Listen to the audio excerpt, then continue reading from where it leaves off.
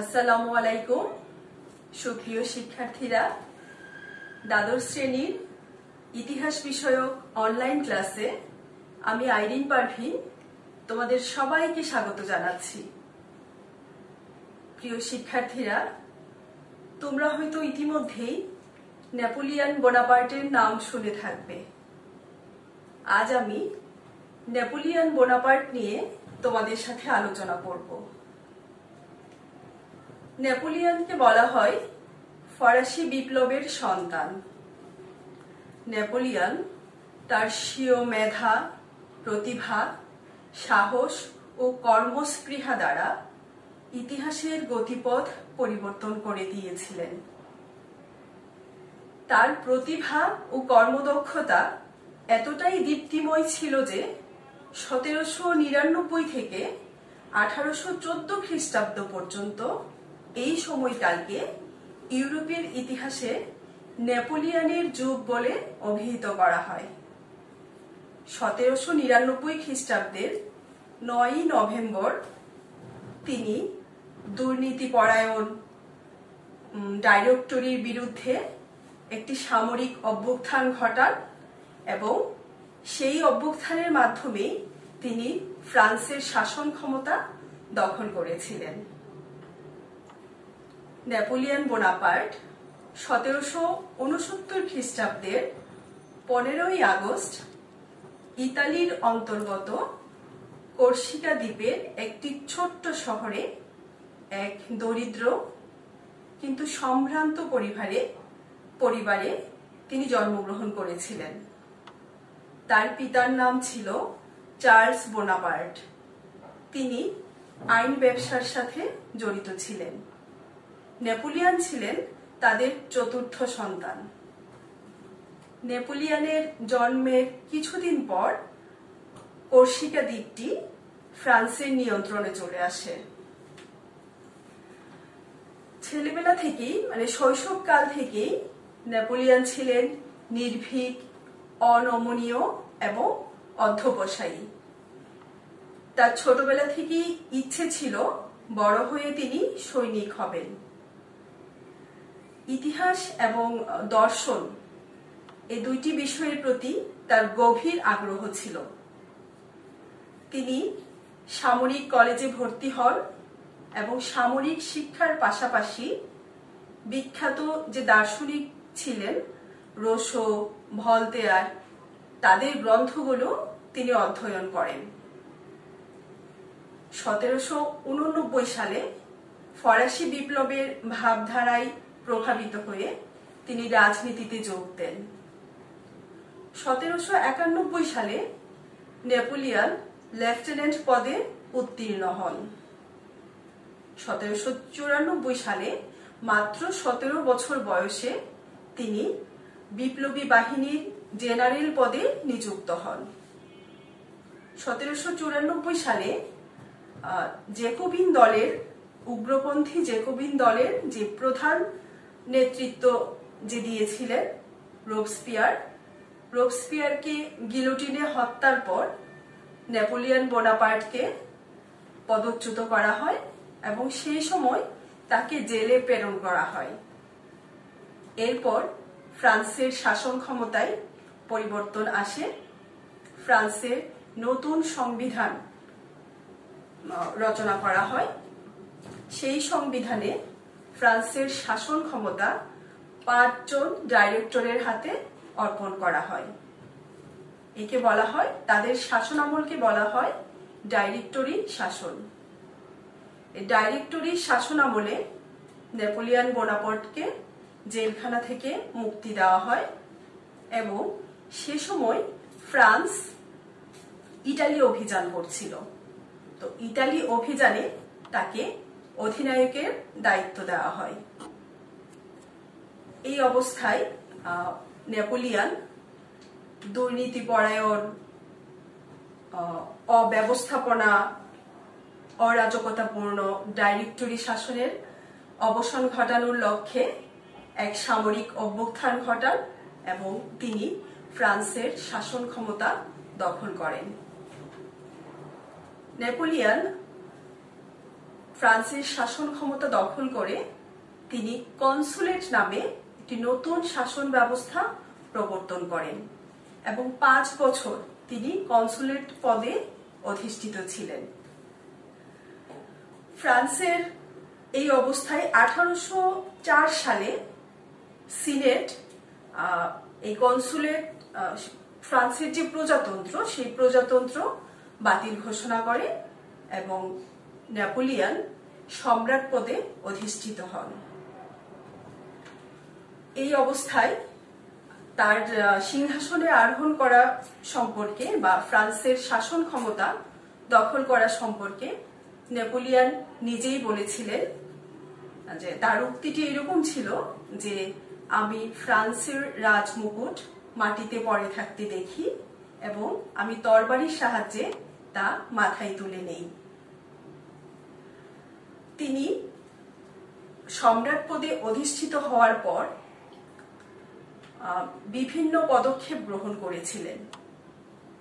সে সময় অর্থাৎ বিপ্লব পরবর্তী সময়ে যে সংবিধান সভা, ত্রাসের রাজত্ব, ডাইরেক্টরির দুর্নীতিগ্রস্ত শাসন ব্যবস্থা, অর্থনৈতিক অব্যবস্থাপনা, এসব কারণে ফ্রান্সের জনগণের মনে এক নেতিবাচক প্রতিক্রিয়া তৈরি হয়েছিল।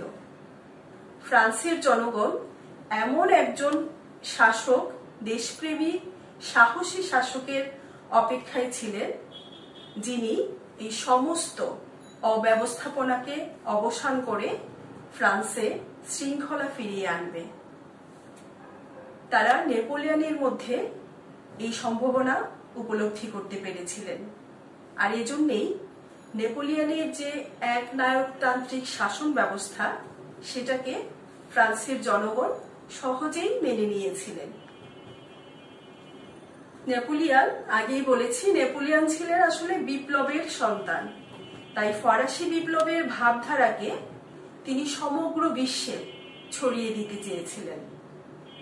বিপ্লবের যে সাম্য, মৈত্রী, স্বাধীনতার বাণী, এই স্বাধীনতার বাণীকে তিনি ইউরোপের বিভিন্ন রাষ্ট্রে ছড়িয়ে দেওয়ার লক্ষ্যে ডেনমার্ক, পর্তুগাল, স্পেন, ইতালি, পোপের রাষ্ট্র, তারপর Holland, Germany, Russia, Austria, Prussia সহ এমনকি এশিয়ায়ও তিনি বিভিন্ন সামরিক অভিযান পরিচালনা করেছিলেন।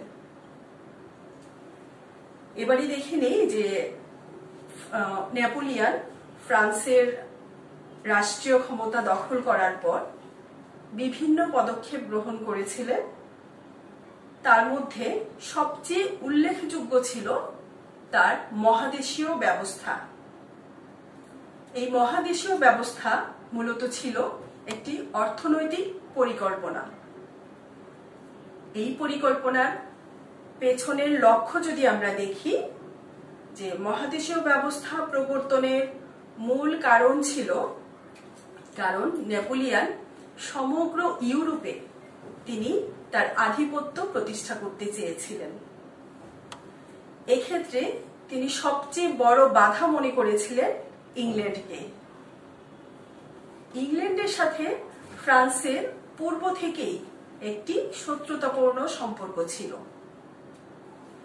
ইংল্যান্ড নৌশক্তিতে পারদর্শী ছিল, ফলে এই নৌশক্তিতে বলীয়ান হওয়ার কারণে সমুদ্রের উপর তার একক আধিপত্য ছিল। আর সমুদ্রের আধিপত্যকে কাজে লাগিয়ে ইংল্যান্ড তার ঔপনিবেশিক শক্তির মাধ্যমে তাদের ব্যবসা বাণিজ্যকে সমগ্র বিশ্বে ছড়িয়ে দিয়েছিলেন।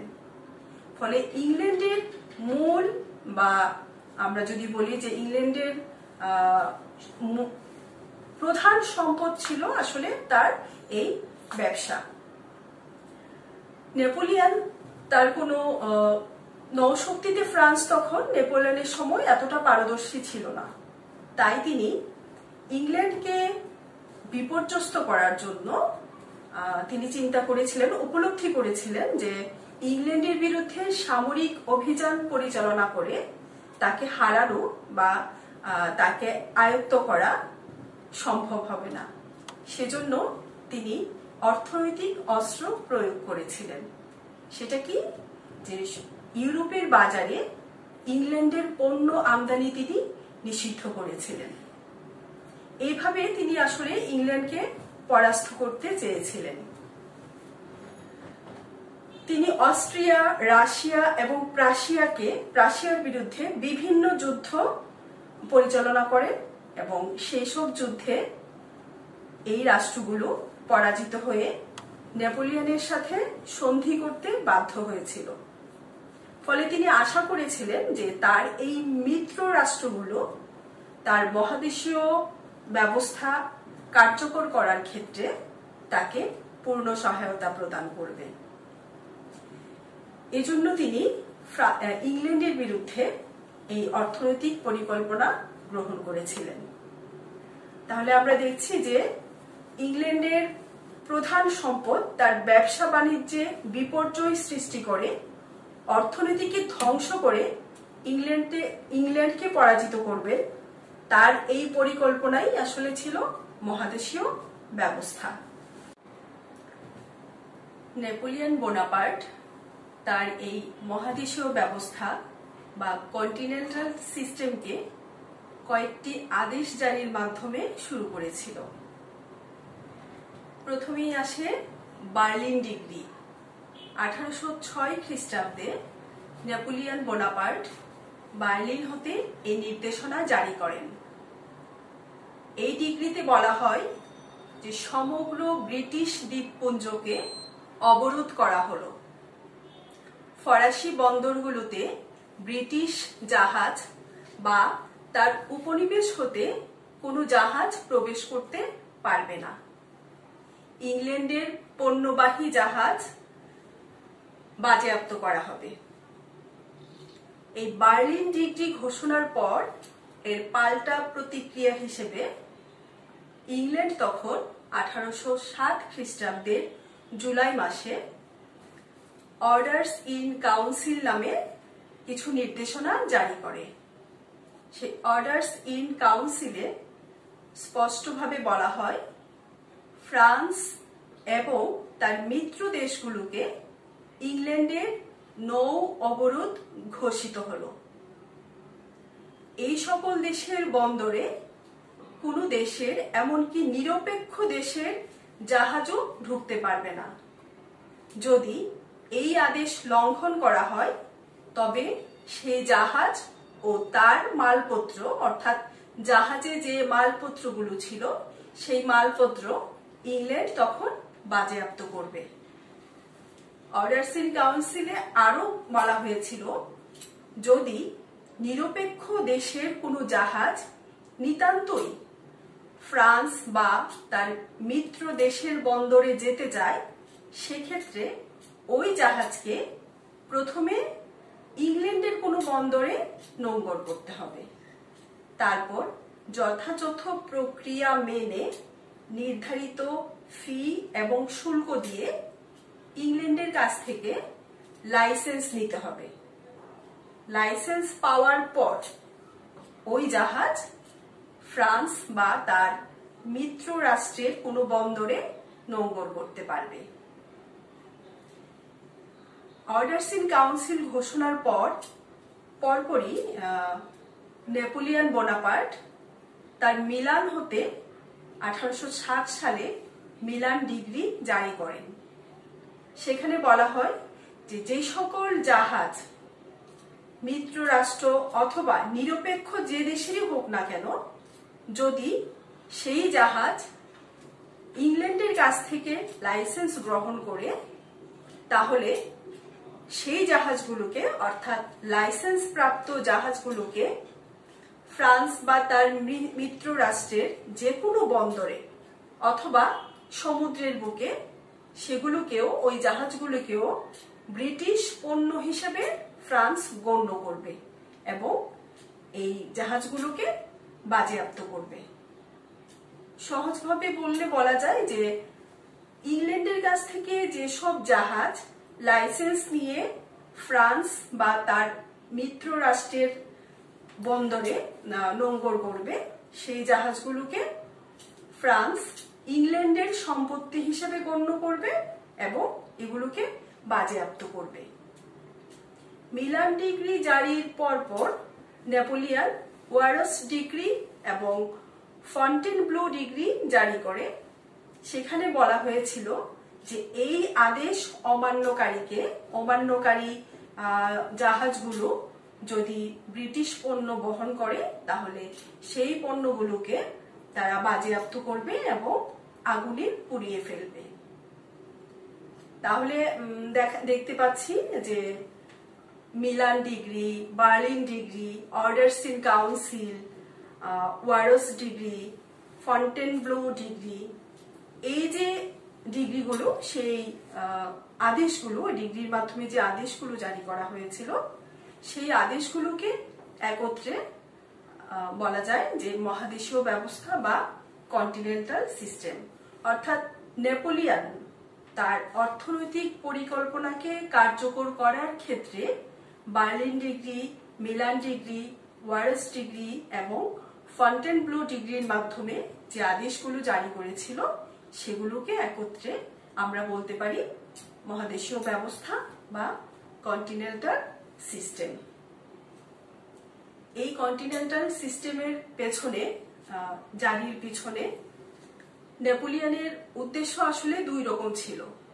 প্রথমত ইংল্যান্ডকে পরাভূত করা, তাকে মানসিকভাবে দুর্বল করে দেওয়া এবং তার অর্থনীতিকে ধ্বংস করা।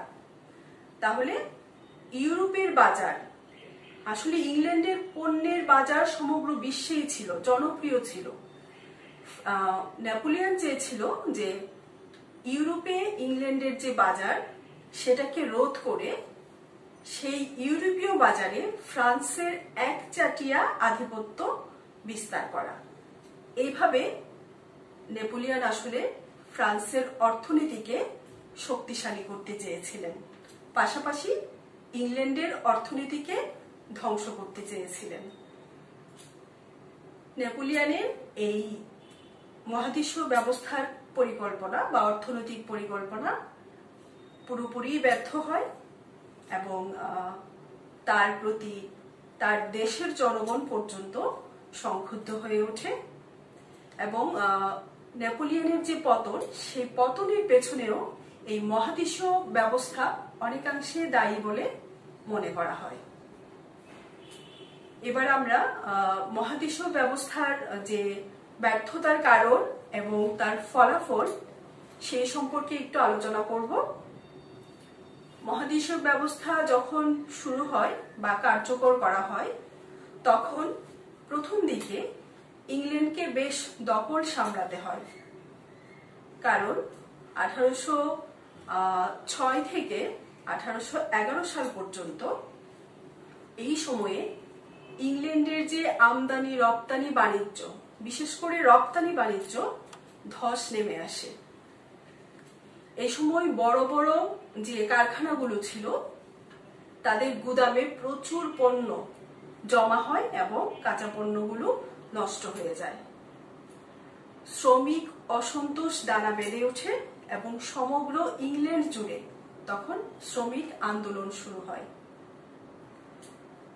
এর প্রভাবে, এই মহাদেশীয় ব্যবস্থার প্রভাবের সাথে সাথে ইংল্যান্ডে তখন অনাবৃষ্টির কারণে খাদ্য সংকট দেখা দেয়। আর এই সুযোগে নেপোলিয়ন যে পদক্ষেপটা নিয়েছিল অনেক ঐতিহাসিক মনে করেন তার এই পদক্ষেপ অনেকটাই ভুল ছিল। নেপোলিয়ন তখন ইংল্যান্ডে যখন খাদ্য সমস্যার চরম আকার দেখা দেয় সেই সময় নেপোলিয়ন তার নীতি পরিবর্তন করে উদ্ধৃত যে পণ্য ছিল, ফ্রান্সের উদ্ধৃত যে খাদ্যশস্য ছিল গম, সেটা তিনি ইংল্যান্ডে রপ্তানি করার উদ্যোগ নেন। এর মাধ্যমে আসলে নেপোলিয়নের ইচ্ছে ছিল যে ইংল্যান্ডের যে পুঞ্জীভূত সম্পদ সেই সম্পদটাকে শুষে নেওয়া, কিন্তু অনেক ঐতিহাসিকই তার এই সিদ্ধান্তকে একটা ভুল সিদ্ধান্ত নিয়েছিলেন বলে অনেক ঐতিহাসিক মনে করেন। প্রিয় শিক্ষার্থীরা, আমরা এবার দেখে নিব মহাদেশীয় ব্যবস্থার ব্যর্থতার কারণসমূহ কি ছিল। মানে মহাদেশীয় ব্যবস্থা শেষ পর্যন্ত ব্যর্থ হয়েছিল, নেপোলিয়ন বাধ্য হয়েছিলেন মহাদেশীয় ব্যবস্থার অবসান ঘটাতে। এর পেছনে অনেক কারণ ছিল। প্রথমেই যদি আমরা বলি যে ইউরোপে যে সুদীর্ঘ উপকূল ছিল, সেই সুদীর্ঘ উপকূল পাহারা দেবার মতো উপযুক্ত কোনো নৌবল ফ্রান্সের ছিল না।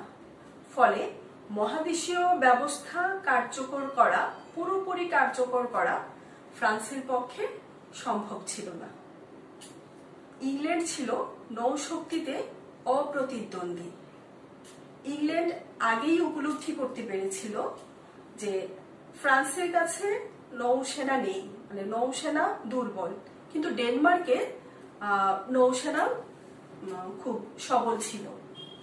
ইংল্যান্ড আশঙ্কা করেছিল যে নেপোলিয়ন হয়তো ডেনমার্কের এই নৌসেনা দখল করে ইংল্যান্ডের বিরুদ্ধে কাজে লাগাতে পারে। সেই আশঙ্কা থেকে ইংল্যান্ড আগেই ডেনমার্কের এই নৌসেনাকে, মানে নৌশক্তিকে ধ্বংস করে দিয়েছিল। আরেকটা কারণ আমরা বলতে পারি যে ইউরোপের বাজারে ইংল্যান্ডের শিল্পজাত পণ্যের প্রচুর চাহিদা ছিল। নেপোলিয়নের ইচ্ছে ছিল যে ইউরোপীয় বাজারে ইংল্যান্ডের পণ্য আমদানি নিষিদ্ধ করে সেই বাজারটা ফ্রান্স দখল করবে। কিন্তু যে পরিমাণ পণ্যের চাহিদা ইউরোপীয় বাজারে ছিল, সেই পরিমাণ পণ্য যোগান দেওয়ার ক্ষমতা ফ্রান্সের ছিল না।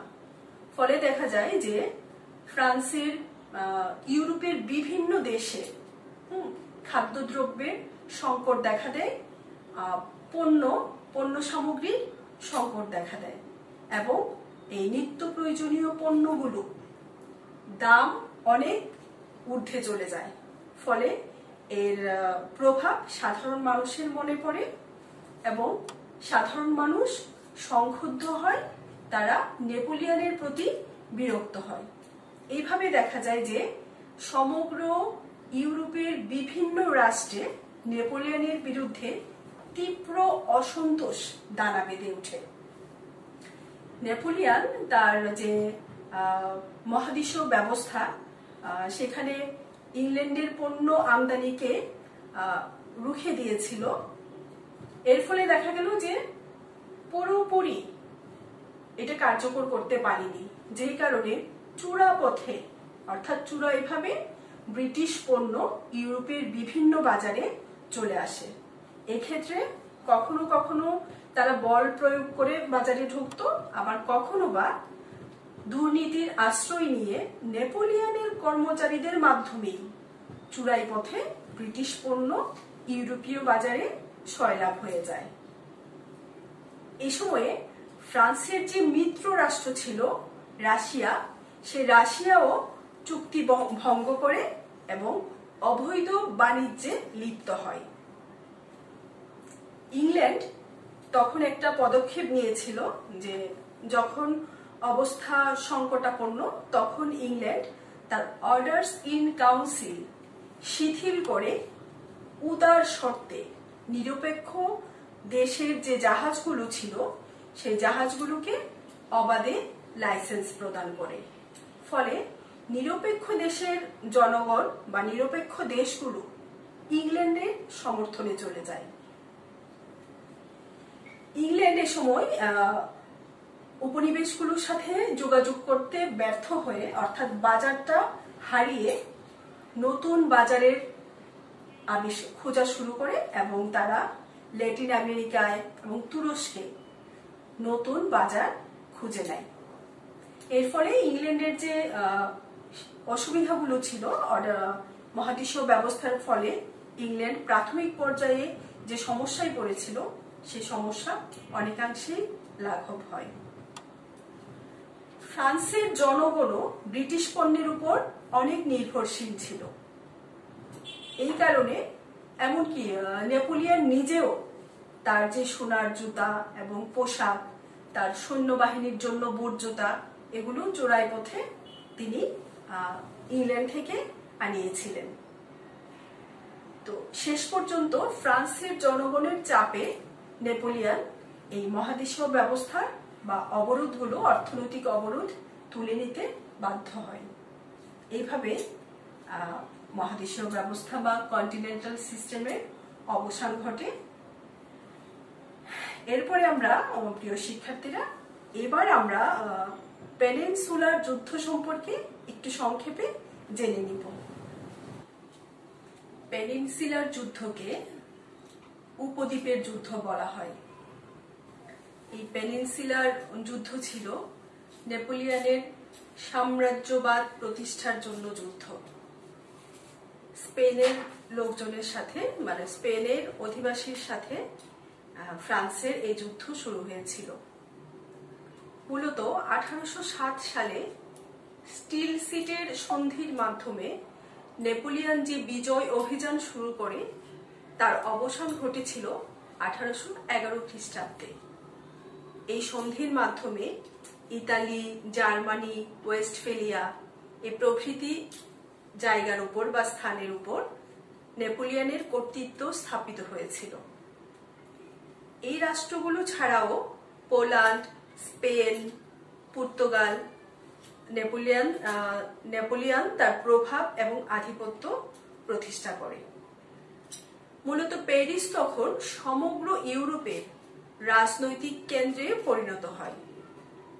এই মহাদেশীয় ব্যবস্থাকে কার্যকর করতে গিয়ে পর্তুগালকে ইংল্যান্ডের সাথে বাণিজ্যিক সম্পর্ক ছিন্ন করার নির্দেশ দিয়েছিল নেপোলিয়ন।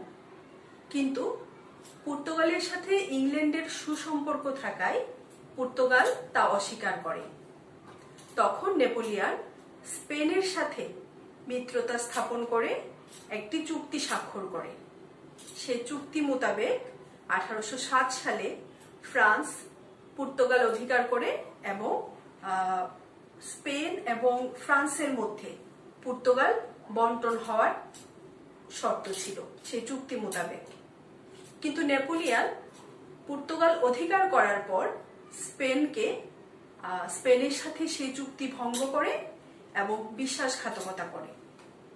এর ফলে স্পেন মূলত তার এই পর্তুগাল দখল ছিল স্পেন দখলের প্রাথমিক পর্যায়ে। নেপোলিয়ন আগে থেকেই ঠিক করেছিল যে স্পেনের সাথে আসলে যে চুক্তি সেটা সে ভঙ্গ করবে এবং স্পেনকে সে নিজের অধিকারে নিয়ে আসবে। তখন স্পেনীয় জনগণ তাদের নিজেদের স্বাধীনতা রক্ষার জন্য সংঘবদ্ধভাবে ফ্রান্সের বিরুদ্ধে যুদ্ধ ঘোষণা করে। এই যুদ্ধই ইতিহাসে উপদ্বীপের যুদ্ধ নামে পরিচিত। স্পেনের জাতীয় জাগরণের আদর্শে উদ্বুদ্ধ হয়ে ইংল্যান্ড তখন স্পেনকে সাহায্য করে এবং ইংল্যান্ডের সেনা পর্তুগালে এসে অবস্থান করে। এই অবস্থায় স্পেন, পর্তুগাল এবং ইংল্যান্ডের যে সম্মিলিত শক্তি, সেই শক্তির বিরুদ্ধে ফ্রান্স যুদ্ধ করে এবং সেই যুদ্ধে ফ্রান্স পরাজিত হয়ে পর্তুগাল ত্যাগ করতে বাধ্য হয়। এই পেনিনসুলার যুদ্ধে পরাজয়ের কারণগুলো যদি আমরা দেখি, যে প্রথমত হচ্ছে নেপোলিয়ন যে চুক্তি সে স্পেনের সাথে করেছিল সেই চুক্তি সে বিশ্বাসঘাতকতার মাধ্যমে ভঙ্গ করেছিল। স্পেনের যে আভ্যন্তরীণ কুন্দল ছিল, অর্থাৎ সিংহাসন আরোহণ নিয়ে স্পেনের মধ্যে যে আভ্যন্তরীণ বিশৃঙ্খলা দেখা দিয়েছিল, সেই বিশৃঙ্খলার সুযোগ নিয়ে তখন নেপোলিয়ন তার আপন ভাই জোসেফকে স্পেনীয় সিংহাসনে বসিয়েছিল। এই স্পেনীয় সিংহাসনে জোসেফের অধিকারকে স্পেনের জনগণ কোনোভাবেই মেনে নিতে পারেনি। ফলে স্পেনীয় জনগণ তাদের জাতীয়তাবাদী চেতনা জাগরিত হয় এবং তারা ফ্রান্সের বিপক্ষে চলে যায়। এইভাবে তখন তাদেরকে সাহায্য করতে এগিয়ে আসে ইংল্যান্ড, পর্তুগাল, প্রাশিয়া এই রাষ্ট্রগুলো। এই সম্মিলিত বাহিনীর সাথে যুদ্ধে ফ্রান্স হেরে যায়।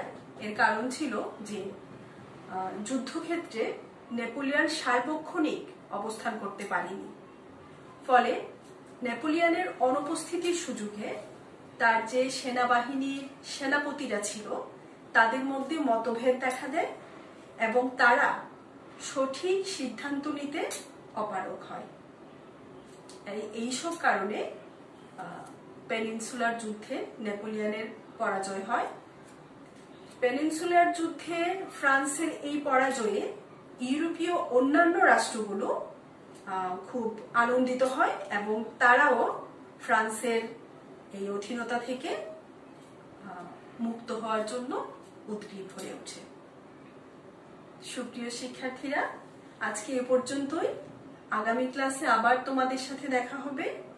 সেই পর্যন্ত তোমরা সবাই সুস্থ থাকবে, বাড়িতে বসে পড়াশোনা করবে। শুধু পাঠ্য বই না, পাঠ্য বইয়ের বাইরের বইও তোমরা পড়াশোনা করবে, জানবে, আর স্বাস্থ্যবিধি মেনে চলবে, বারবার সাবান পানি দিয়ে হাত ধোবে। তাহলে আজকে বিদায়।